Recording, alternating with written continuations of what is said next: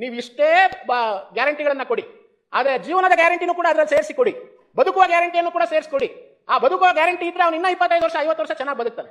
ಆದ್ರೆ ನಾವು ಗ್ಯಾರಂಟಿ ಕೊಡ್ತಾ ಇದೀವಿ ಮನೆಗೆ 2,000 ರೂಪಾಯಿ ಅಂತ ಹೇಳಿ ಅವ್ರು ಗಂಡನೇ ಮನೇಲಿ ಇಲ್ಲದೆ ಇರುವಂತ ಪರಿಸ್ಥಿತಿಗೆ ಹೋಗ್ಬಿಟ್ರೆ ನಿಜವಾಗ್ಲೂ ಬಹಳ ಇದೊಂದು ದುರಂತದ ಪರಿಸ್ಥಿತಿಗೆ ನಮ್ಮ ರಾಜ್ಯವನ್ನು ತಗೊಂಡು ಹೋಗ್ತಾ ಇದೀವಿ. ಮನೆ ಸಭಾಪತಿಗಳೇ, ನಾನು ಸರ್ಕಾರಕ್ಕೆ ಕೈ ಮುಗಿದು ಬೇಡ್ತೇನೆ. ಪ್ರತಿ ಗ್ರಾಮದಲ್ಲಿ ಒಂದಲ್ಲ 2 ಕಡೆ ಅದನ್ನ ಮಾಡ್ತಾ ಇದ್ದಾರೆ.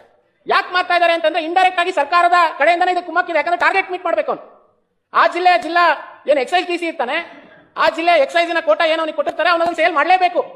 ಸೇಲ್ ಮಾಡಲಿಲ್ಲ ಅಂದ್ರೆ ರಿವ್ಯೂ ಮೀಟಿಂಗ್ ಅಲ್ಲಿ ಕಮಿಷನರ್ಗಳು ಅವನ್ನ ಪ್ರಶ್ನೆ ಮಾಡ್ತಾರೆ, ಯಾಕೆ ನಿನ್ನ ಜಿಲ್ಲೆಗೆ ಇಷ್ಟು ಕೇಸ್ ಸೇಲ್ ಆಗಬೇಕಾಗಿತ್ತು, ಯಾಕೆ ಸೇಲ್ ಆಗಿಲ್ಲ ಅಂತ. ನಮಗೆ ಆಶ್ಚರ್ಯ ಆಗ್ಬೋದು ಮಾನ್ಯ ಸಭಾಪತಿಗಳೇ. ನಾನು ಎಕ್ಸೈಸ್ ರೂಲ್ಸ್ ನ ನೋಡ್ತಾ ಇದ್ದೆ. ಎಕ್ಸೈಸ್ ರೂಲ್ಸ್ ಅಲ್ಲಿ ಏನ್ ಹೇಳುತ್ತೆ ಅಂತಂದ್ರೆ, ಒಂದು ಬಾರ್ ಅನ್ನ ಓಪನ್ ಮಾಡಬೇಕು ಅಂತಂದ್ರೆ 9 ಗಂಟೆ ಮಿನಿಮಮ್ ಆಗಿರಲೇಬೇಕು. ಬೆಳಗ್ಗೆ 9 ಗಂಟೆಗಿಂತ ಮುಂಚೆ ಯಾವ ಬಾರು ಓಪನ್ ಆಗಿಲ್ಲ. ಆದ್ರೆ ಇವತ್ತು ಹಾಲಿನ ಅಂಗಡಿ ಓಪನ್ ಆಗಕ್ಕಿಂತ ಮುಂಚೆ ಬಾರ್ ಅಂಗಡಿ ಓಪನ್ ಆಗಿರುತ್ತೆ. ಬೆಳಗ್ಗೆ 5 ಗಂಟೆಯಿಂದನೇ ಜನ ಎದ್ದ ತಕ್ಷಣ ಹೋಗಂತದ್ದು ಮೊದಲನೇದಾಗಿ ಎಲ್ಲಿ ಅಂತಂದ್ರೆ, ಎಲ್ಲಿ ಎಣ್ಣೆ ಮಾಡ್ತಾ ಇರ್ತಾರೆ ಅಲ್ಲಿ ಹೋಗ್ತಾರೆ.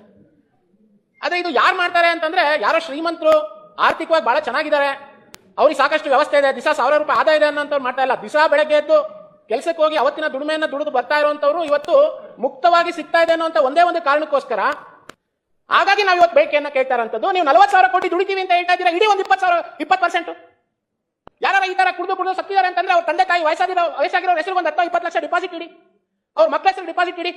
ಅವರು 2ನೇ ಕ್ಲಾಸ್ 3ನೇ ಕ್ಲಾಸ್ ಓದ್ತಾ ಇರುವಂತ ಮಕ್ಕಳಾದ್ರೆ ಕಾಲೇಜಿಗೆ ಬರೋ ತನಕ ಅವ್ರ ಅಪ್ಪ ಇಲ್ಲ ದುಡಿಯಂತ ಸಾಕಂತ ತಂದೆ ಇಲ್ಲ ಅಂತಂದ್ರೆ, ಈಗ ಮನೆ ಮುಂದೆ ನೀವು ಲೈಸೆನ್ಸ್ ಇಲ್ದಲೆ ಮಾರೋ ಅಂತ ಒಬ್ಬ ಸಿಗುತ್ತೆ ಅಂತಂದ್ರೆ ಸರ್ಕಾರ ತಪ್ಪಾನೆ.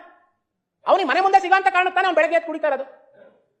35-40 ಕೋಟಿ ಆದಾಯ ಈ ಮೂಲಕ ಸಂಗ್ರಹ ಆಗ್ತಾ ಇದೆ. ಆದ್ರೆ ಆ ಮಕ್ಕಳು ಅನಾಥರಾಗ್ತಾ ಇದಾರಲ್ಲ, ಆ ಮಹಿಳೆಯರು ವಿಧವೆಯರಾಗ್ತಾ ಇದಾರಲ್ಲ, ಇದು ವಿಧವಾ ರಾಜ್ಯ ಆಗ್ತಾ ಇದೆಯಲ್ಲ. ಗಂಡ ಕುಡಿದು ಸತ್ತ. ನಾನು ಯಾವುದೋ ಒಂದು ಹಳ್ಳಿಗೆ ಹೋಗಿದ್ದೆ, ಒಂದೇ ಊರಿನಲ್ಲಿ 6 ಜನ ಸತ್ತೋಗಿದ್ದಾರೆ ಇದೇ ಕಾಯಿಲೆಗೆ. ಜನಸಂಖ್ಯೆ ಲೆಕ್ಕದಲ್ಲಿ ಕರ್ನಾಟಕ ರಾಜ್ಯ 9ನೇ ಸ್ಥಾನದಲ್ಲಿದೆ ಮಾನ್ಯ ಸಭಾಪತಿಗಳು ಇಡೀ ದೇಶದಲ್ಲಿ. ಆದ್ರೆ ಕುಡಿತದ ಲೆಕ್ಕದಲ್ಲಿ, ಅದು ಹಾರ್ಡ್ ಲಿಕ್ಕರ್ ಕುಡಿತದ ಲೆಕ್ಕದಲ್ಲಿ ಕರ್ನಾಟಕ ನಂಬರ್ 1 ಇದೆ ದೇಶದಲ್ಲಿ. 6.88 ಕೋಟಿ ಕೇಸು ಹಾರ್ಡ್ ಲಿಕ್ಕರ್ ಸೇಲ್ ಆಗುತ್ತೆ ನಮ್ಮ ರಾಜ್ಯದಲ್ಲಿ.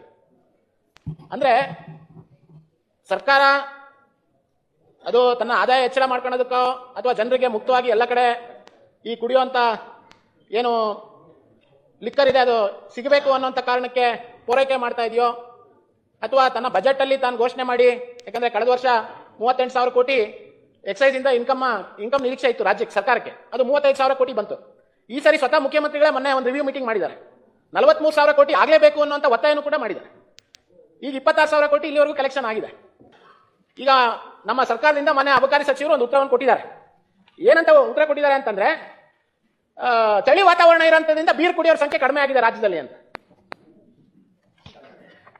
ಅವ್ರು ಕೊಟ್ಟಿರೋ ಉತ್ತರ ಏನ್ ಗೊತ್ತಾ, ಯಾಕೆ ರಾಜ್ಯದಲ್ಲಿ ಇದು ಆದಾಯ ಕೊರತೆ ಅನ್ನೋಂಥದ್ದು ಕಾಣ್ತಾ ಇದೆ ಅಂತಂದ್ರೆ, ಇತ್ತೀಚೆಗೆ ಚಳಿ ಇರೋದ್ರಿಂದ ಬಿಯರ್ ಕುಡಿಯೋರ ಸಂಖ್ಯೆ ಕಡಿಮೆ ಆಗಿದೆ ಅಂತ. ನಾವು ಬಿಯರ್ ಕುಡಿಯೋರ ಸಂಖ್ಯೆ, ವಿಸ್ಕಿ ಕುಡಿಯೋರ ಸಂಖ್ಯೆ, ರಮ್ ಕುಡಿಯೋರ ಸಂಖ್ಯೆ ಎಲ್ಲ ಕೇಳ್ತಾ ಇರೋದು.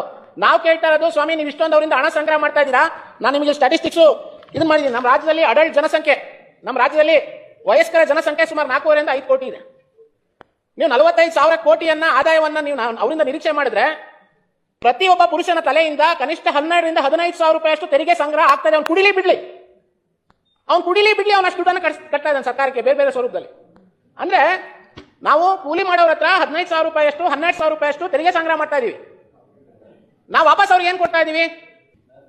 ವಾಪಸ್ ಕೊಡ್ತಾ ಇರುವಂತದ್ದು ಅವರಿಗೆ ಇಡೀ ರಾಜ್ಯದಲ್ಲಿ ಒಂದೇ ಒಂದು ಲಿವರ್ ಸಿರೋಸಿಸ್ ಅನ್ನ ಟ್ರೀಟ್ ಮಾಡುವಂತ ಸರ್ಕಾರದ ಸಂಸ್ಥೆ. ಮತ್ತೆ ಇಡೀ ರಾಜ್ಯದಲ್ಲಿ ಎಷ್ಟಿದ್ದಾರೆ ಮನೆ ಸಭಾಪತಿಗಳೇ? ನಮಗೆ ಆಶ್ಚರ್ಯ ಆಗುತ್ತೆ. ನಾವು 6 ಕೋಟಿ 7 ಕೋಟಿ ಜನಸಂಖ್ಯೆ ಇದೀವಲ್ಲ, ಗ್ಯಾಸ್ಟ್ರೋಎಂಟ್ರಾಲಜಿಸ್ಟ್ಗಳು ಇಡೀ ಸರ್ಕಾರದ ವ್ಯವಸ್ಥೆಯಲ್ಲಿ ಇರುವಂತವರ ಸಂಖ್ಯೆ ಎಷ್ಟು ಅಂದ್ರೆ, ಬರೀ ಟ್ರೀಟ್ಮೆಂಟ್ ಮಾಡೋರ ಸಂಖ್ಯೆ ಸುಮಾರು 30 ಜನ ಇದ್ದಾರೆ. ಅಂದ್ರೆ ಸರ್ಕಾರದ ವ್ಯವಸ್ಥೆಯಲ್ಲಿ ಇಲ್ಲೇ ಇಲ್ಲ. ಎಲ್ಲರೂ ಕೂಡ ಖಾಸಗಿ ವ್ಯವಸ್ಥೆಗೆ ಹೋಗಲೇಬೇಕಾದಂತ ಅನಿವಾರ್ಯ ಬರುತ್ತೆ. ಚಿಕ್ಕ ವಯಸ್ಸಿನ ಮಗ ಹಾಸಿಗೆ ಹಿಡಿದಿದ್ದಾನೆ ಅಂತಂದ್ರೆ ಅಪ್ಪ ಆಸ್ತಿನಾರ ಮಾರಿ ಅವನ್ನ ಉಳಿಸಬೇಕು ಅಂತ ಪ್ರಯತ್ನ ಪಡ್ತಾನೆ. ಗಂಡ ನಾಳೆ ಬದುಕಲ್ಲ ಅಂತಂದ್ರೆ ಹೆಂಡತಿ ಬಂಗಾರನಾರ ಮಾರಿ ತಾಳಿನಾರ ಮಾಡಿ, ಇಲ್ಲ ತಮ್ಮ ಸರ್ಕಾರದಿಂದ ಏನ್ ಕೊಡ್ತಾ ಇದಾರಲ್ಲ ಪ್ರತಿ ತಿಂಗಳು 2,000 ರೂಪಾಯಿ ಅಂತ ನೀವು ಇನ್ನು 25 ವರ್ಷ ಕೊಟ್ಟವ್ರಿಗೆ ಇದನ್ನ ಅವ್ರನ್ನ ವಾಸಿ ಮಾಡ್ಕೊಂಡು ಮನೆ ಕರ್ಕೊಂಡ್ಬರಕ್ಕಾಗಲ್ಲ. ಅಂದ್ರೆ ಇಂಥ ದಾರುಣ ಪರಿಸ್ಥಿತಿಗೆ ಇವತ್ತು ನಮ್ಮ ರಾಜ್ಯದ ಜನ ಹೋಗ್ತಾ ಇದಾರೆ ಅಂತಂದ್ರೆ, ಎಲ್ಲೋ ಒಂದು ಕಡೆ ಸರ್ಕಾರ ಇಂಡೈರೆಕ್ಟ್ಲಿ ಇದನ್ನ ಪ್ರಮೋಟ್ ಮಾಡ್ತಾ ನಮ್ಮ ರಾಜ್ಯದ ಜನರನ್ನ ಕುಡಿತದ ವಿಷಯದಲ್ಲಿ, ಬಡವರನ್ನ ವಿಶೇಷವಾಗಿ ಕೂಲಿ ಮಾಡುವಂತವ್ರನ್ನ, ದಿಸ ದುಡಿಯುವಂತವ್ರನ್ನ, ಅವರನ್ನ ಸಂಪೂರ್ಣವಾಗಿ ಮೃತ್ಯು ಕೂಪಕ್ಕೆ ತಳ್ಳುವಂತ ಕೆಲಸ ಆಗ್ತದೆ.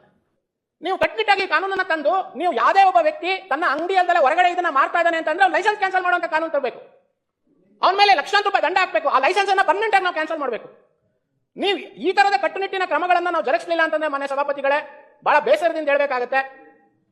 ಇಡೀ ದೇಶದಲ್ಲಿ ನಂಬರ್ 1 ಸ್ಥಾನದಲ್ಲಿ ನಾವು ಇದೀವಿ ಅಂತಂದ್ರೆ 6.88 ಕೋಟಿ ಹಾರ್ಡ್ ಲಿಕ್ಕರ್ ಸೇಲ್ ಆಗುತ್ತೆ ಇಡೀ ದೇಶದಲ್ಲಿ ಅಂತಂದ್ರೆ ನಮ್ಗಿಂತ ಜನಸಂಖ್ಯೆ ಜಾಸ್ತಿ ಇರೋಂಥ ರಾಜ್ಯಗಳಲ್ಲಿ ಸೇಲ್ ಆಗ್ತಾ ಇಲ್ಲ. ನಮ್ಮ ಪಕ್ಕದಲ್ಲಿ ತಮಿಳ್ನಾಡು ನಮ್ಗಿಂತ ಜನಸಂಖ್ಯೆ ಜಾಸ್ತಿ ಇದೆ, ಮಹಾರಾಷ್ಟ್ರ ಜಾಸ್ತಿ ಇದೆ, ಅಲ್ಲಾಗ್ತಾ ಇಲ್ಲ, ನಮ್ಮಲ್ಲಿ ಆಗ್ತಾ ಇದೆ. ಯಾಕೆ? ನಾವು ಟಾರ್ಗೆಟ್ ಫಿಕ್ಸ್ ಮಾಡ್ಬಿಟ್ಟಿದೀವಿ. ಈ ಟಾರ್ಗೆಟಿನ ಕಾರಣಕ್ಕೋಸ್ಕರ ಸಿಕ್ಕಲ್ಲಿ ಹೆಂಡವನ್ನ ಹೆಸರಿನಲ್ಲಿ ಲೈಸೆನ್ಸ್ ಇಲ್ದಲೇ ಅವರು ಕೂಡ ಮಾರಾಟ ಮಾಡ್ತಾ ಇದ್ದಾರೆ. ದಯವಿಟ್ಟು ಇದನ್ನ ತಡೆಯುವಂತ ಕೆಲಸ ಆಗ್ಬೇಕಾಗಿದೆ. ಇದನ್ನ ಮಾಡುವಂತದನ್ನ ನಾನು ಎಲ್ಲರ ಪರವಾಗಿ ನಾನು ವಿನಂತಿಯನ್ನ ಮಾಡ್ತೇನೆ. ದಯವಿಟ್ಟು ಪ್ರತಿ ಜಿಲ್ಲೆಯಲ್ಲಿ ಒಬ್ಬ ಗ್ಯಾಸ್ಟ್ರೆಂಟರಾಲಜಿಸ್ಟ್ ನೇಮಕ ಮಾಡಿ. ಈ ತರದ ಏನಾರ ಜ್ವಲಂತ ಸಮಸ್ಯೆಯಲ್ಲಿ ಸಾಯುವಂತ ಹಂತದಲ್ಲಿ ಲಿವರ್ ಟ್ರಾನ್ಸ್ಪ್ಲಾಂಟ್ ಮತ್ತೊಂದು ಏನಾರು ಆಗಬೇಕು ಅನ್ನೋಂಥದ್ದು ಅದಕ್ಕೆ ಸರ್ಕಾರದಿಂದ ಒಂದಿಷ್ಟು ಹಣ ಕೊಟ್ಟು ಮತ್ತೆ ಜೀವನದಲ್ಲಿ ಯಾವತ್ತೂ ಕೂಡ ಅವ್ನು ಕುಡಿದಲೇ ಇರುವಂತ ಮತ್ತೆ ಒಬ್ಬ ಒಳ್ಳೆ ತಂದೆಯಾಗಿ, ಒಬ್ಬ ಒಳ್ಳೆ ಗಂಡನಾಗಿ, ಒಬ್ಬ ಒಳ್ಳೆ ಮಗನಾಗಿ ಬದುಕುವಂತ ಅವಕಾಶವನ್ನು ಅವ್ರಿಗೆ ಮಾಡ್ಕೊಡ್ಬೇಕಾಗಿದೆ. ಆಗ ಮಾತ್ರ ನೀವು ಇಷ್ಟೊಂದು ಸಾವಿರಾರು ಕೋಟಿ ಆದಾಯವನ್ನು ಪಡ್ಕೊಂಡಿರೋದಕ್ಕೂ ಕೂಡ ಅದಕ್ಕೊಂದು ನ್ಯಾಯ ದೊರಕಿಸಿದಂಗಾಗುತ್ತೆ. ನಾನು ಕೊನೆಯದಾಗಿ ಒಂದು ಮಾತನ್ನ ಹೇಳಿ ನನ್ನ ಮಾತನ್ನ ನಿಲ್ಲಿಸ್ತೇನೆ. ಈ ಒಂದು ಕರ್ನಾಟಕ ರಾಜ್ಯದ ಏನು ಅತಿಯಾದಂತ ಮದ್ಯ ವಹಿವಾಟಿನ ಒಂದು ಸಂಖ್ಯೆಗಳು ನಮಗೆ ಸಿಗ್ತಾ ಇದೆ ಇವತ್ತು, ಇದೆಲ್ಲವೂ ಕೂಡ ಸರ್ಕಾರ ಮನಸ್ಸು ಮಾಡಿದ್ರೆ ಖಂಡಿತ ಇದನ್ನ ನಿಯಂತ್ರಣ ಮಾಡ್ಬೋದು. ಇವನು ಡೈಲಿ ಕುಡ್ಕ, ಇವನಿಗೆ ಇಷ್ಟು ಕುಡಿತಾನೆ, ಆಯ್ತು ತಲುಪಿಸೋ ಅವನಿಗೆ, ಅವನ್ ಕೋಟಾ ಸೇಲ್ ಆಗ್ಬೇಕು. ಇದು ಇವತ್ತು ಪರಿಸ್ಥಿತಿ ಏನಾಗಿದೆ ಮಾನ್ಯ ಸಭಾಪತಿಗಳೇ ಅಂತಂದ್ರೆ, ಕರ್ನಾಟಕ ರಾಜ್ಯದಲ್ಲಿ ಆಲ್ಕೋಹಾಲ್ ಲಿವರ್ ಡಿಸೀಸ್ ಅಂತ ಏನ್ ಕರೀತಾರೆ, ALD ಅಂತ ಕರೀತಾರೆ, ಅದಕ್ಕೆ ಲಿವರ್ ಸಿರೋಸಿಸ್ ಅಂತ ಏನ್ ಕರೀತಾರೆ, ಇವತ್ತು ವ್ಯಾಪಕವಾಗಿ ಕಡಿಮೆ ವಯಸ್ಸಿನ ವಿಶೇಷವಾಗಿ 30 ಇಂದ 40 ವರ್ಷ ಇರುವಂತ ಮಧ್ಯದಲ್ಲಿರುವಂತ ಪುರುಷರಲ್ಲಿ ಇದು ವ್ಯಾಪಕವಾಗಿ ಕಾಣ್ತಾ ಇದೆ. ನಾನು ಜನಜಾಗೃತಿ ವೇದಿಕೆ ಅಂತ ಹೇಳಿ ಮಧ್ಯವರ್ಜನ ಶಿಬಿರಗಳು ನಡೆಸ್ತಾರೆ ಮಾನ್ಯ ಸಭಾಪತಿಗಳ ಎಲ್ಲ ಜಿಲ್ಲೆಗಳಲ್ಲೂ ಮಾಡ್ತಾರೆ. ನಾನು ಅದನ್ನ ನಡೆಸುವಂತವ್ರಿಗೆ ಕೇಳಿದೆ, ಇದನ್ನ ನೀವು ಆಯ್ಕೆ ಮಾಡುವಂತ ಮಾನದಂಡ ಹೇಗಿರುತ್ತೆ ಅಂತ. ಸರ್ ಏನ್ ಮಾಡೋದು, ಅವ್ರನ್ನವರೇ ಬಂದು ಇವ್ನು ಬಹಳ ಕುಡಿತಾನೆ, ಇವ್ನ ಮಧ್ಯವರ್ಜನ ಶಿಬಿರ ಸೇರಿಸ್ಕೊಳ್ಳಿ ಅಂತ ಸೇರಿಸ್ತಾರೆ ಅಂತ. ಸಭಾಪತಿಗಳು ಅವ್ರು ಹೇಳಿದ ಸಂಖ್ಯೆ ಕೇಳಿ ಆಶ್ಚರ್ಯ ಆಗ್ಬಿಡುತ್ತೆ. ನಮ್ಮ ಜಿಲ್ಲೆಯಲ್ಲಿ 1200 ಜನನ್ನ ಮಧ್ಯವರ್ಜನ ಶಿಬಿರಕ್ಕೆ ಅಂತ ತಂದು ಸೇರಿಸಿದ್ರೆ ಅದ್ರಲ್ಲಿ 600 ಜನಕ್ಕೆ ಪರ್ಮನೆಂಟ್ ಲಿವರ್ ಡ್ಯಾಮೇಜ್ ಆಗಿರೋರಿಗೆ ಯಾವ ಟ್ರೀಟ್ಮೆಂಟ್ ಕೊಟ್ಟು ಅವ್ರು ಬದುಕಲ್ಲ ಅಂತ ಅವ್ನು ವಾಪಸ್ ಕಳಿಸಿದ್ದಾರೆ. ಅಂದ್ರೆ different stages of liver failure ಆಗಲೇ ಹೋಗ್ಬಿಟ್ಟಿದ್ದಾರೆ. ಇನ್ನು ಅವ್ರಿಗೆ ಯಾವ ಟ್ರೀಟ್ಮೆಂಟ್ ಆಗಲ್ಲ, ಅವ್ರನ್ನ ನೀವು ಯಾವ ಮಧ್ಯವರ್ಜನ ಶಿಬಿರಕ್ಕೆ ಬಂದರೂ ಅವ್ರು ರಿಕವರ್ ಆಗಲ್ಲ, ನೀವು ಅವ್ರನ್ನ ಕರ್ಕೊಂಬಂದು ಸೇರಿಸಬೇಡಿ ಅನ್ನುವಂಥ ರೀತಿ ಅವ್ರನ್ನ ಮನೆಗೆ ವಾಪಸ್ ಕಳಿಸಿ. ಇದು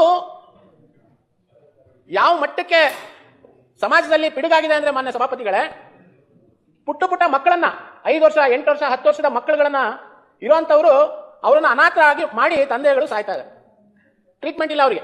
ಯಾಕೆ ಟ್ರೀಟ್ಮೆಂಟ್ ಇಲ್ಲ ಅಂತಂದ್ರೆ, ಒಂದು ಸಾರಿ ALD ಆಲ್ಕೋಹಾಲ್ ಲಿವರ್ ಡಿಸೀಸಿಗೆ ಒಳಗಾದಂತ ವ್ಯಕ್ತಿ ಲಿವರ್ ಟ್ರಾನ್ಸ್ಪ್ಲಾಂಟ್ ಅನ್ನ ಮಾಡಿಸ್ಕೋಬೇಕು ಅಂತ ಏನಾದ್ರೂ ಡಾಕ್ಟರ್ ಅವನಿಗೆ ಸಲಹೆ ಕೊಟ್ರೆ ಅಥವಾ ಲಿವರ್ಗೆ ಸಂಬಂಧಪಟ್ಟಂತ ಟ್ರೀಟ್ಮೆಂಟ್ ಅನ್ನ ಪಡ್ಕೋಬೇಕು ಅಂತ ಕೊಟ್ರೆ ಮಾನ್ಯ ಸಭಾಪತಿಗಳೇ, ಇಡೀ ರಾಜ್ಯದಲ್ಲಿ ಇರುವಂತದ್ದು ಒಂದೇ ಒಂದು ಲಿವರ್ ಇನ್ಸ್ಟಿಟ್ಯೂಟ್ ಸರ್ಕಾರದಿಂದ ನಡೀತಾ ಇರುವಂತದ್ದು. ಎಲ್ಲಿ? ಗ್ಯಾಸ್ಟ್ರೋಎಂಟ್ರಾಲಜಿ ಡಿಪಾರ್ಟ್ಮೆಂಟ್ ವಿಕ್ಟೋರಿಯಾ ಆಸ್ಪತ್ರೆಯಲ್ಲಿ ಒಂದೇ ಒಂದು ಇನ್ಸ್ಟಿಟ್ಯೂಟ್ ನಡೆಯುತ್ತೆ. ಅಲ್ಲಿ ವೇಟಿಂಗ್ ಪೀರಿಯಡ್ ಅದಕ್ಕೆ 1 ವರ್ಷ ಇದೆ. 1 ವರ್ಷ ಕಾಯ್ಬೇಕು ಅವ್ನಿಗೆ ಏನಾದ್ರು ಟ್ರೀಟ್ಮೆಂಟ್ ಲಿವರ್ ಟ್ರಾನ್ಸ್ಪ್ಲಾಂಟ್ ಆಗಬೇಕು ಅಂತಂದ್ರೆ. ಖರ್ಚು ಎಷ್ಟು ಬರುತ್ತೆ ಅಂತಂದ್ರೆ ಕನಿಷ್ಠ 60 ಲಕ್ಷ ಖರ್ಚು ಬರುತ್ತೆ. ನೀವು ಖಾಸಗಿ ಹೋಗಿ ಮಾಡಿಸ್ಕೋಬೇಕು ಅಂತಂದ್ರೆ ಅಲ್ಲ, ಬದುಕದೇ ಇಲ್ಲ. ಮನೆ ಸಭಾಪತಿಗಳ 95% ಅವರ ಹಾಸ್ಪಿಟಲ್ ಹೋಗಿ ತಲುಪದೇ ಇಲ್ಲ.